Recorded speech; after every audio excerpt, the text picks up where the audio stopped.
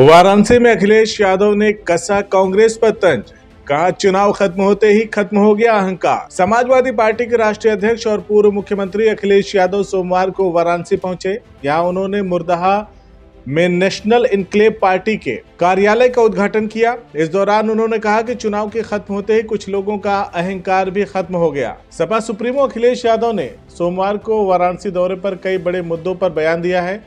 इस दौरान बिना नाम लिए उन्होंने मध्य प्रदेश चुनाव में कांग्रेस की हार से अहंकार खत्म होने की भी बात कही। उन्होंने यह भी कहा कि हमारी लड़ाई भाजपा से है और यह लड़ाई लंबी है, जिसे अनुशासित होकर हमें लड़ना है।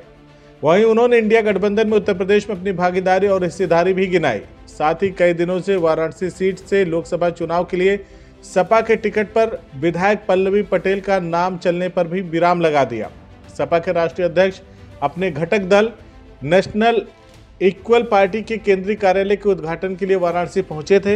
इस दौरान उन्होंने कहा कि नेशनल इक्वल पार्टी के राष्ट्रीय अध्यक्ष का धन्यवाद करता हूं और आभार व्यक्त करता हूं। जिन परिस्थितियों में आज देश की राजनीति की जा रही है, उन ताकतों का मुकाबला करने के लिए बाबा साहब भीमराव अंबेडकर ने जो हमें संविधान दिया है, हमें हक दिया है, उसके अलावा नेताजी ने जो हमें रास्ता दिखाया है, उस रास्ते पर चल करके नेताजी के सपने और डॉक्टर राम मनोहर लोहिया के सपने को पूरा करने के लिए काम करना होगा। इस पार्टी का जैसा ही नाम है वैसा ही नेशनल इक्वल पार्टी, जो सबके बीच की भेदभाव को खत्म करने की बात कर रही है, तो सही विकास वही है। सबका साथ सबका विकास तभी संभव है। इसके लिए समाजवादी पार्टी प्रयासरत है। बता दें कि मध्य प्रदेश चुनाव के परिणाम पर अखिलेश यादव से जब सवाल पूछा गया और सपा और कांग्रेस की नूरा कुश्ती के बारे में जब उनसे पत्रकारों ने जानना चाहा, तो उन्होंने कहा कि अब परिणाम आ गया है और उसी परिणाम ने अहंकार को भी खत्म कर दिया है। आने वाले समय में फिर रास्ता निकलेगा और देश के लिए लोकतंत्र और संविधान बचाना बेहद महत्वपूर्ण है। उन्होंने कहा कि समाजवादियों का उत्तर प्रदेश में संघर्ष बढ़ा है। अखिलेश यादव ने कहा कि इंडिया गठबंधन के उत्तर प्रदेश में भविष्य को लेकर बिना कुछ कहे ही बड़े संकेत भी दे दिए हैं और कहा कि समाजवादियों को उत्तर प्रदेश में फैसला लेना है। जहां से बात शुरू हुई थी, जहां दल मजबूत है वहां अन्य दल उनका सहयोग करेंगे। ऐसे में उत्तर प्रदेश में आगामी लोकसभा चुनाव में इंडिया गठबंधन का भविष्य क्या होगा, ये आने वाला समय बताएगा, क्योंकि कांग्रेस भी सभी 80 सीटों पर तैयारी का दावा कर रही है।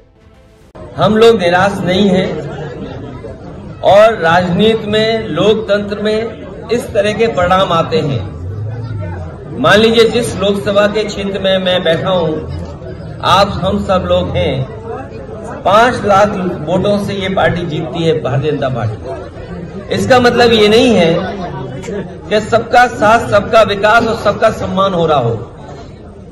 अभी भी बहुत सारे ऐसे लोग हैं जो निराश हैं, जिन्हें उम्मीद थी, जिनकी उम्मीद तोड़ी है। तो ये राजनीति में परिणाम आते हैं और जो भी परिणाम आएंगे वो कोई भी पॉलिटिकल पार्टी है उसको स्वीकार करेगी, लेकिन लड़ाई लंबी है।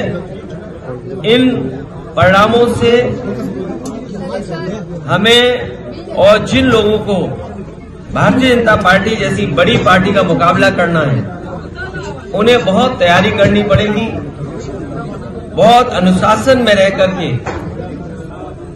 उन चीजों का मुकाबला करना पड़ेगा जिस रणनीति के तहत ये इतना बहुमत पा रहे हैं। इसलिए मुझे उम्मीद है कि आने वाले समय में परिणाम दूसरे होंगे।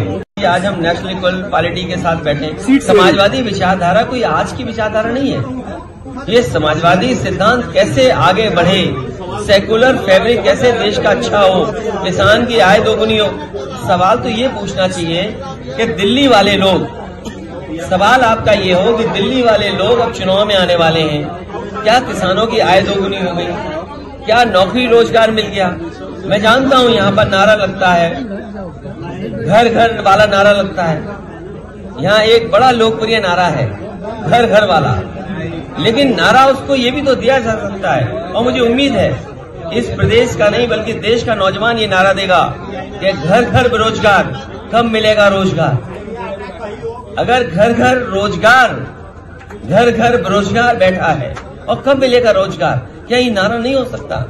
तो मुझे उम्मीद है कि ये जो अभी परिणाम आया है, इसके बाद जो आने वाले चुनाव में नारा लगने जा रहा है वो यही नारा होगा कि घर घर बेरोजगार, मांग रहा है रोजगार। CIB इंडिया न्यूज की सभी खबरों को देखने के लिए लाल रंग की बटन को दबाकर चैनल को सब्सक्राइब जरूर करें, घंटी जरूर दबाएं ताकि हमारी सभी खबरों के नोटिफिकेशंस आप तक पहुंचते रहें।